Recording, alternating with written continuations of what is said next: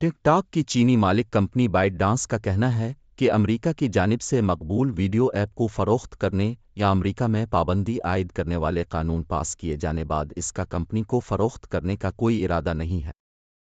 Company ने social media platform ट्यूट्यूब पर अपने ऑफिशियल अकाउंट से पोस्ट की कि बाइट डांस का टिक टॉक को फ़रोख्त करने का कोई इरादा नहीं है। टिक टॉक ने बीबीसी की जानिब से तबसरे की दरख्वास्त का जवाब नहीं दिया है। रूइस हफ्ते के आगाज़ में टिक टॉक का कहना था कि वो अदालत में इस गैर आइनी कानून को चैलेंज करेगा। बाइट डांस का ये बयान टेक्नोलॉजी इंडस्ट्री की वेबसाइट दी इन्फॉर्मेशन के एक मजमून के जवाब में आया है, जिसमें कहा गया है कि वो अपने अहम एल्गोरिथम के बगैर अमेरिका में टिक टॉक के ऑपरेशन की मुमकिना फ़रोख्त के लिए कोशिशें कर रहा है। कंपनी ने पोस्ट में कहा है कि बाइट डांस की जानिब से टिक टॉक फ़रोख्त करने की गैर मुल्की मीडिया रिपोर्ट्स दुरुस्त नहीं हैं। इस पोस्ट में मजमून का एक स्क्रीन शॉट भी शामिल है जिस पर चीनी हरूफ में झूठी अफवाह की महर लगी हुई है। टिक टॉक की चीनी मालिक कंपनी की जानिब से इसे फ़रोख्त न किए जाने की सूरत में सेनेट से बिल की मंजूरी के बाद अमेरिका में टिक टॉक ऐप का इस्तेमाल तकरीबन ख़त्म हो जाएगा। इस वीडियो शेयरिंग ऐप के दुनिया भर में लाखों सारिफीन हैं, लेकिन इसे सारिफीन के डेटा की हिफाजत और बीजिंग में हुकूमत से इसके रवाबित पर बढ़ते हुए सवालात का सामना है।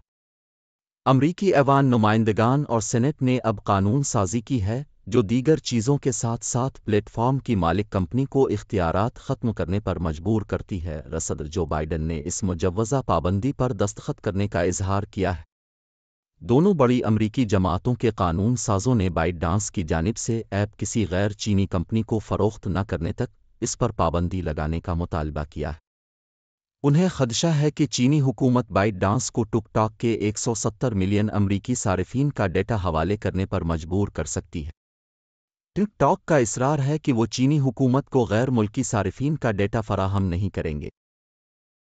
रवां बरस 21 अप्रैल को ऐवान के कानून साजों ने यूक्रेन, इसराइल और ताइवान के लिए फंड्स के साथ $95 बिलियन 76 बिलियन पाउंड के गैर मुल्की इमदादी बिल की मंजूरी दी जो टिक टॉक की जबरी फ़रोख्त का रास्ता भी साफ करता है। इसके बाद 30 अप्रैल को सेनेट ने इस कानून साजी को मंजूर किया और अब उसे दस्तखत करने के लिए सदर बाइडन को भेजा जाएगा। ये पहला मौका नहीं जब अमरीकी हुक्काम ने टिक टॉक के हवाले से खदशात जाहिर किए हों। साबिक अमरीकी सदर डोनाल्ड ट्रंप ने भी 2020 में अपने दून सदारत में ऐप पर पाबंदी लगाने की कोशिश की थी, लेकिन ट्रंप, जो अब 2024 के सदारती इंतखाबात के रिपब्लिकन उम्मीदवार हैं, ने नई कानून साजी पर तनकीद की है। उनका कहना है कि टिक टॉक पर पाबंदियों से फेसबुक को फ़ायदा पहुंचेगा। सदर बाइडन के बिल पर दस्तखत करने के बाद भी ऐप पर पाबंदी फौरी तौर पर नाफिज नहीं होगी। दरहकीकत अमरीकियों की ऐप तक रसाई ख़त्म होने में कई साल लग सकते हैं, क्योंकि बाइट डांस जबरी फ़रोख्त को रोकने के लिए सुप्रीम कोर्ट तक जाने का अरदाह रखती। इसके अलावा ये कानून साजी बाइट डांस को अपनी ऐप किसी भी अमरीकी ख़रीदार को फ़रोख्त करने के लिए 9 माह का वक्त देती है, जिसके साथ पाबंदी नाफिज होने से कबल इजाफी 3 माह की रियायती मुद्दत भी शामिल है। इसका मतलब है कि 2024 के सदारती इंतखाबात के फाते के इक़्तिदार संभालने के बाद फ़रोख्त की आखिरी तारीख 2025 में किसी वक्त होगी। अगर ट्रंप जीत जाते हैं तो वो पाबंदी को लागू होने से रोकने की कोशिश कर सकते हैं। अमेरिका के लिए टिक टॉक पर पाबंदी लगाने का सबसे सीधा तरीका यह होगा कि उसे एप्पल और गूगल के ऐप स्टोर्स से हटा दिया जाए। ज़्यादातर सारिफीन अपने स्मार्टफोन्स और टैबलेट्स पर ऐप स्टोर्स से ऐप्स डाउनलोड करते हैं, इसलिए ये पाबंदी नए सारिफीन को टिक टॉक डाउनलोड करने से रोक देगी।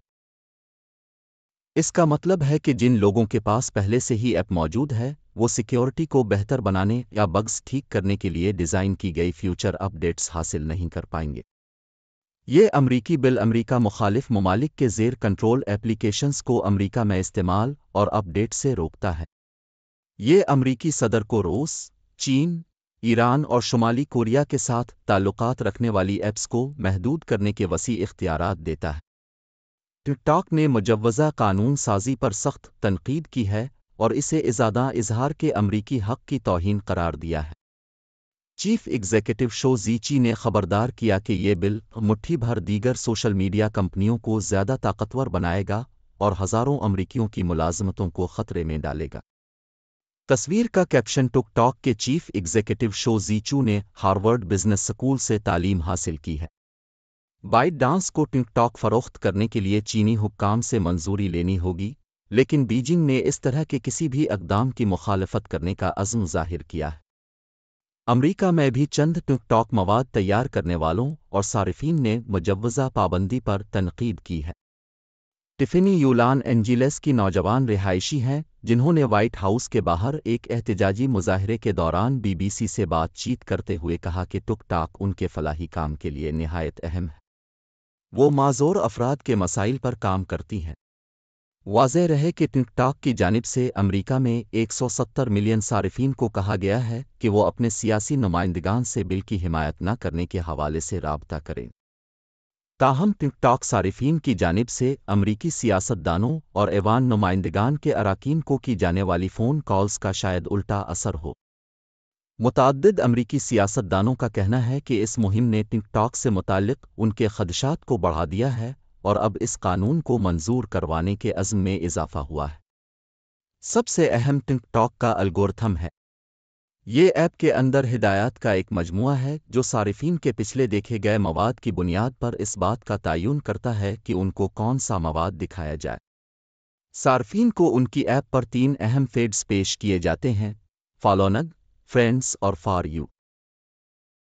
فالونگ اور فرینڈز فیڈ موجودہ صارفین کو ان لوگوں کا مواد دکھاتے ہیں جنہیں وہ فالو کر رہے ہیں اور جو انہیں فالو بیک کر رہے ہیں، لیکن اب کی فیڈ خود بخود ایپ تیار کرتی۔ یہ کیوریٹڈ فیڈ نئے مواد کی تلاش کرنے والے صارفین اور لاکھوں ویوز کے متلاشیوں کے لیے بہت اہم ہے۔ ایک ٹک ٹاک ویڈیو وائرل ہونے کی صورت میں ان کے ویوز اور فالوورز کی تعداد بہت بڑھ سکتی ہے۔ ناقدین کا کہنا ہے کہ ایپ اپنے الگورتھم کو مزید طاقتور بنانے کے لیے دوسرے سوشل میڈیا پلیٹ فارمز سے زیادہ ڈیٹا اکٹھا کرتی ہے۔ اس میں صارفین کے مقام، ڈیوائس جس کے ساتھ وہ ٹک ٹاک استعمال کر رہے ہوتے ہیں، ان کا پسندیدہ مواد اور ٹائپنگ کے دوران کی سٹروک کی تال تک کے بارے میں معلومات شامل ہو سکتی ہے۔ لیکن دیگر مقبول سوشل میڈیا ایپس جیسے کہ فیس بک اور انسٹاگرام بھی صارفین سے اسی طرح کا ڈیٹا اکٹھا کرتے ہیں۔